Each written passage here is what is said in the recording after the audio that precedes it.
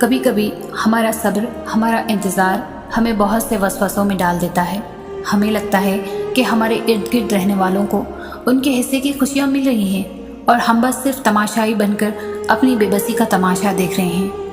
شاید ہمارے نصیب میں کوئی خوشی ہے ہی نہیں، لیکن یہ محض ہماری مختصر سی سوچ ہی ہو سکتی ہے، کیونکہ میرے اللہ کی رحمت کا تو کوئی حساب ہی نہیں۔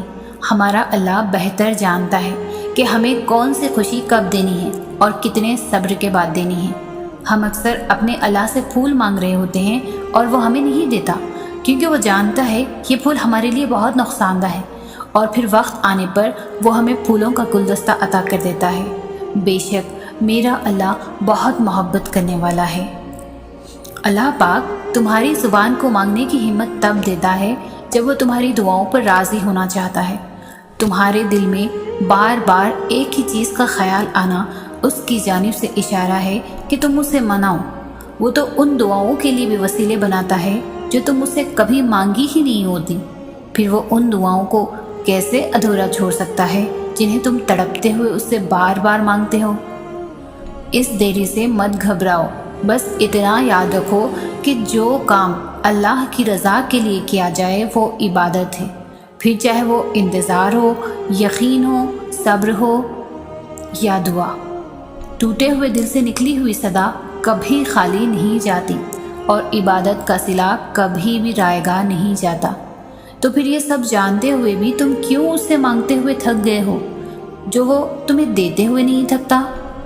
تمہاری دعائیں ہی تمہارا یقین ہے کہ اللہ ضرور دے گا، اور کن محبت ہے اس کے کہ وہ دے دیتا ہے۔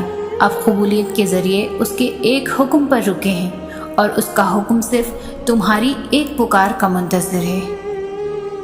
بہت سے مختلف طریقوں سے آزمایا جاتا ہے، ان چیزوں پر آزمایا جاتا ہے جس کا کبھی تصور بھی نہیں کیا ہوتا۔ بہت سی مشکلات آتی ہے اور یوں محسوس ہوتا ہے جیسے تکلیف ہماری برداشت کی آخری حد ہے۔ ہم خود کو کمزور محسوس کرتے ہیں، جیسے کوئی راستہ نہیں بچا۔ اب درد سے رہائی کا ہم خود کو ہارتا محسوس کرتے ہیں، اندر ہی اندر ٹوٹا محسوس کرتے ہیں، اور تب احساس ہوتا ہے کہ ہم صرف صبر کر سکتے ہیں، کچھ بھی اور ہمارے بس میں نہیں۔ لیکن صبر کرنا تو ہمارے بس میں ہے۔ ہم سمجھ جاتے ہیں کہ صرف صبر ہی ہے جو ہمیں بکھرنے سے بچا سکتا ہے۔ ہاں، صبر کرنا آسان نہیں ہوتا، لیکن جب ہمیں یقین ہوتا ہے کہ صبر کرنے سے ہی ہم مشکل سے نکل سکتے ہیں، تو صبر ہمارے لیے سکون بن جاتا ہے، ہماری طاقت بن جاتا ہے۔ کتنا خوبصورت احساس ہوتا ہے صبر کرنے کا۔ بہت تکلیف میں بھی زبان پر ایک ہی بات ہوتی ہے کہ اللہ پاک ہے نا، سب ٹھیک ہو جائے گا، اور پھر صرف سکون رہ جاتا ہے۔ زندگی کبھی بھی کسی کے لیے بھی آسان نہیں ہوتی۔ اللہ پر توکل کا مطلب یہ نہیں کہ آپ کی زندگی میں مشکلات نہیں آئیں گی۔ بہتری کے راستے پر چلنے کا یہ مطلب نہیں کہ اب دکھ نہیں آئیں گے۔ زندگی کا کوئی بھی موڑ آسان نہیں ہوتا، مشکلات بھی آتی ہیں اور دکھ بھی ملتے ہیں، لیکن جب ہم اللہ کی رضا میں راضی رہنا سیکھ لیتے ہیں اور اللہ کے انتخاب کردہ راستوں پر چلتے ہیں، تو دکھ میں بھی مزہ آنے لگتا ہے، ہر غم میں سکون ملنے لگتا ہے، کیونکہ دل اس بات پر مطمئن ہوتا ہے کہ یہ اللہ کا انتخاب کردہ راستہ ہے اور اس میں اللہ کی رضا ہے، اور جس چیز میں اللہ کی رضا ہوتی ہے وہ کبھی ہمیں بے سکون نہیں کرتی۔ اللہ کے انتخاب بے حد پرسکون ہوتے ہیں، پھر چاہے آپ مطمئن ہوں یا نہ ہوں۔ جب تم ہر اس چیز کے لیے انکار کر دو گے جو اللہ کو ناراض کرتی ہے، پھر اس کو پانے کے لیے تمہارا دل دن رات ہی کیوں نہ تڑپتا ہو۔ تم اچھے اور برے میں فرق نہیں جانتے، کیونکہ تم خود سے محبت ہی نہیں کرتے۔ تم خود کو ان چیزوں کی سزا دیتے ہو جن کا علم تم خود بھی نہیں رکھتے، اس لیے تم ضد پر اڑ جاتے ہو، اور ایسی ضد جو تمہیں اندھا کر دیتی ہے، اتنا اندھا کہ اللہ تمہارے سامنے ہو کر بھی تمہیں دکھائی نہیں دیتا۔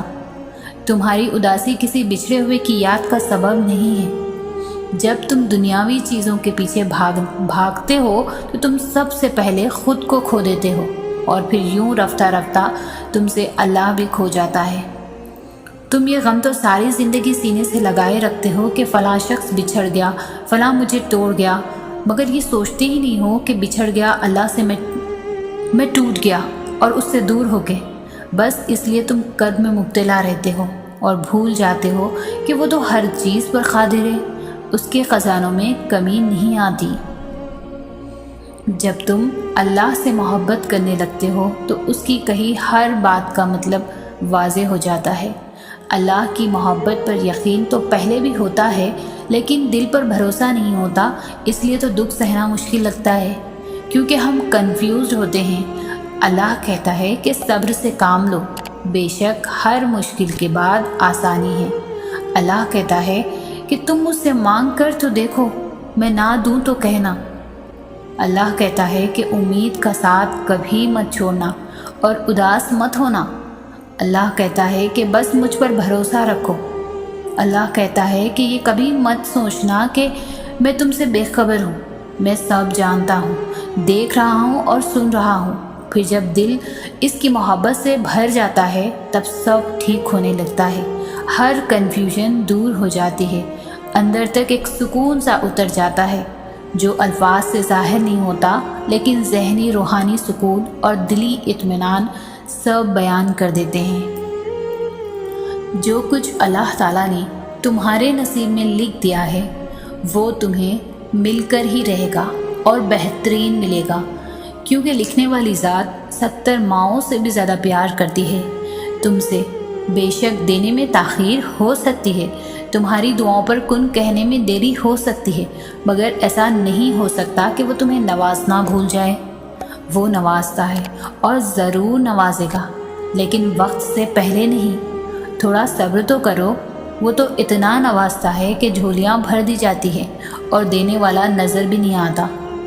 आज नहीं तो कल, अभी नहीं तो कभी, जल्द नहीं तो देर से ही सही, इस पल नहीं तो अगले लम्हे, मगर जो चीज़ तुम्हारी किस्मत में लिख दी गई है वो तुमसे दूर नहीं की जाएगी। उसे कोई तुमसे छीन नहीं सकता, कोई तुम्हें उससे अलग नहीं कर सकता। फिर डर कैसा? दर्द के ख़त्म होने पर शक कैसा? बुरे दिनों का सोचकर अच्छे दिनों की उम्मीद ही ना करना क्यों? आजमाइश के बाद अल्लाह खुशी भी देता है और बेहिसाब देता है। इसलिए इत्मीनान रखो, हौसला रखो, सब्र रखो। ये सोचकर ख़ुद को परेशान मत करो कि मेरे पास ये नहीं है या मुझे अल्लाह ने ये नहीं दिया। दुआ करो, नमाज पढ़ो और अल्लाह पे छोड़ दो। फासला तुम्हारा अल्लाह से है, अल्लाह का तुमसे नहीं। जिसे तुम मीलों की दूरी समझ रहे हो वो तो बस तुम्हारी एक पुकार की बात है। जो आवाज़ दीवार के उस पार नहीं जा सकती वो उसे 7 आसमानों के पार सुन लेता है। तो फिर क्या है ऐसा जो तुम्हें अब भी उससे मांगने से रोके हुए है? जिसने ये दिल बनाया है उससे बेहतर इस दिल का हाल और कौन जान सकता है। तुम उस पर तवक्कल रखकर चलो तो सही। तुम्हारी एक दुआ तुम्हारे और मौजज़ों के दरमियान आने वाली हर चीज़ को, हर रुकावट को चीर देती है। तो फिर तवक्कल रखो, वो उन्हें ही वसीला बना देगा जो तुम्हारे लिए रुकावट बने हुए हैं। जो हज़रत मूसा अलैहिस्सलाम के लिए समंदर के बीचों बीच रास्ता बना सकता है वो तुम्हारे लिए भी रास्ता बना देगा। जहाँ तुम्हारी कोशिशें नाकाम हो जाती है वहाँ से उसके कुन के मामलात शुरू होते हैं।